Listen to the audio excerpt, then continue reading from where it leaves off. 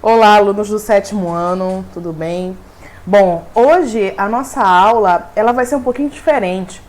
Eu estou experimentando alguns tipos de formatos de videoaula e dessa vez a nossa videoaula vai ser através de slide, né? Vocês hoje não irão me ver, mas irão escutar minha voz.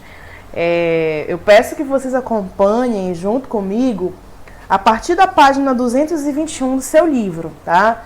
Pegue o seu livro e acompanhe junto comigo, ok?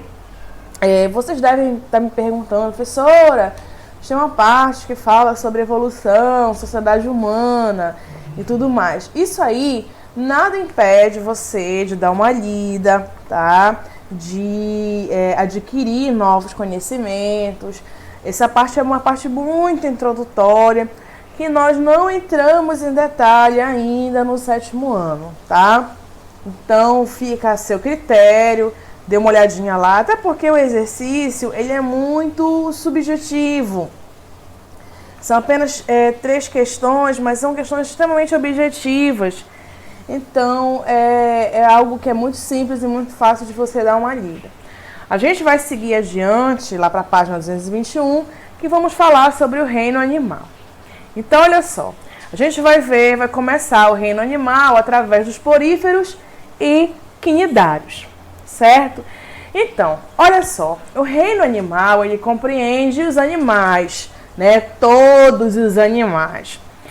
Esses animais, eles são divididos em invertebrados. Aqui existem alguns exemplos dele, que são exemplos que nós vamos estudar. Se você der uma olhada no seu livro, você vai ver que capítulo por capítulo nós vamos ter esses exemplares aqui, né, como os moluscos, os crustáceos, os equinodermos, os quinidários, os poríferos e os eumintos, que são os plateumintos e nemateumintos. A gente vai dar uma olhada, vai fazer um tour por todos esses invertebrados.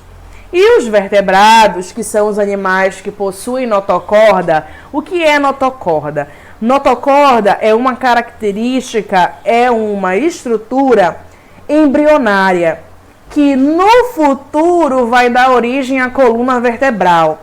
Então, muita gente se confunde em que os animais vertebrados são aqueles que possuem esqueleto. Está errado. Os animais vertebrados são aqueles que possuem coluna vertebral, que em seu processo embrionário apresentaram a notocorda. Os animais invertebrados, eles apresentam esqueleto, mas eles não apresentam coluna vertebral. O esqueleto deles é uma composição diferente da composição do esqueleto de outros seres vivos, por exemplo, tá? Como os seres vivos vertebrados. Então vamos seguindo. Lá na página 222, inicia falando sobre o filo dos poríferos. O filo dos poríferos, eles são animais que são pluricelulares, ou seja, formados por muitas células, e são heterótrofos, que são aqueles que não conseguem produzir o seu próprio alimento. São sésseis. Esse é um termo que eu usei, que no seu livro diz que eles vivem fixos ao substrato, que pode ser um coral, pode ser um casco de navio, pode ser uma rocha. Eles vivem isolados, ou seja, podem viver só um indivíduo ou em colônias, como está caracterizado aqui na fotografia. Isso aqui é um conjunto de indivíduos, né, poríferos que estão vivendo em forma de colônia, estão agregados. A maioria é marinha, ou seja, a maioria das espécies elas são encontradas nos oceanos. Existem algumas poucas espécies que são encontradas na água doce. O nome porífero, né, o nome desse filo, ele é porque eles apresentam esta característica do seu corpo ser recoberto por poros. Então, olha só. Aí, seguindo adiante, nós temos a estrutura das esponjas. A estrutura das esponjas você pode acompanhar no seu livro na página 223, que ele fala sobre os poros, sobre as espículas, sobre o ósculo, o átrio e os coanócitos. Aqui existem algumas estruturas a mais, mas não precisa você se preocupar. Se atenha àquelas principais que estão no seu livro, certo? Então, aqui a estrutura da esponja, você percebe os poros aqui, né? Você tá vendo os poros. Então, o que acontece, gente? Essa característica aqui da esponja facilita uma forma de alimentação. As esponjas, desculpa, passou aqui. As esponjas, elas se alimentam através das partículas presentes em suspensão na água. Essas partículas, elas entram através dos poros e são filtradas por essas estruturas aqui que nós conhecemos como coanócito.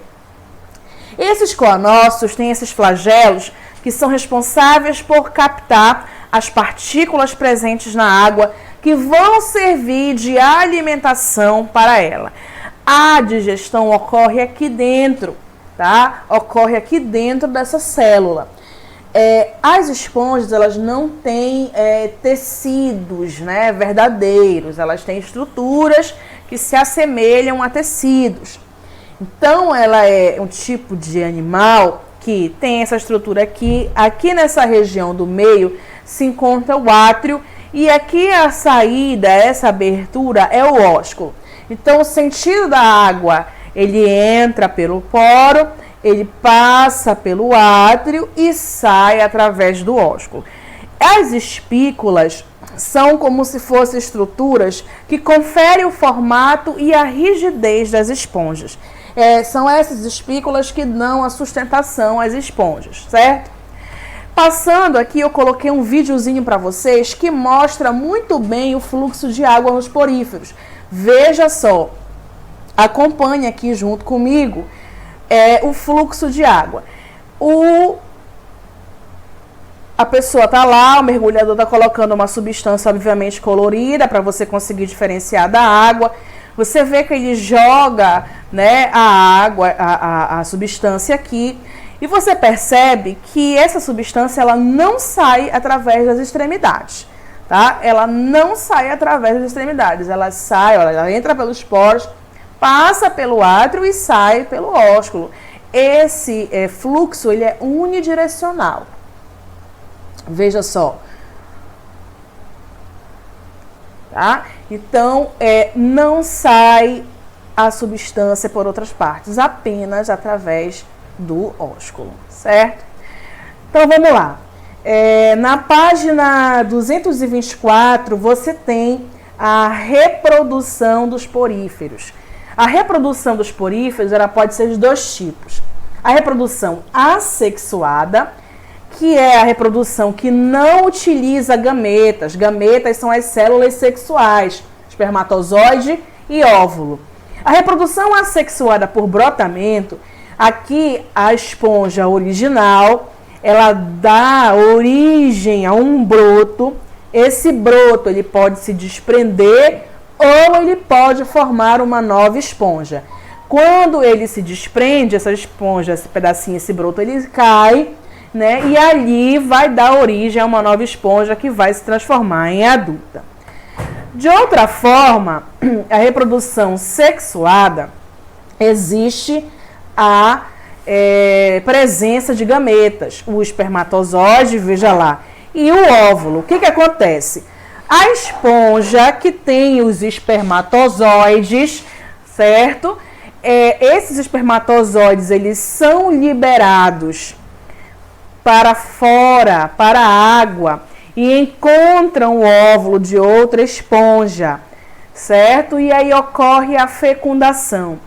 Quando ocorre a fecundação, ocorre a formação de uma larva que é liberada. É o único momento em que vai ocorrer a movimentação das esponjas. Nesse momento ela vai nadar e essa larva ela vai se fixar, certo, no substrato e vai se desenvolver na fase adulta, ok? No próximo vídeo existe a continuação, tá? Eu vou falar sobre os quinidários e lá vai ter a orientação para você realizar o exercício.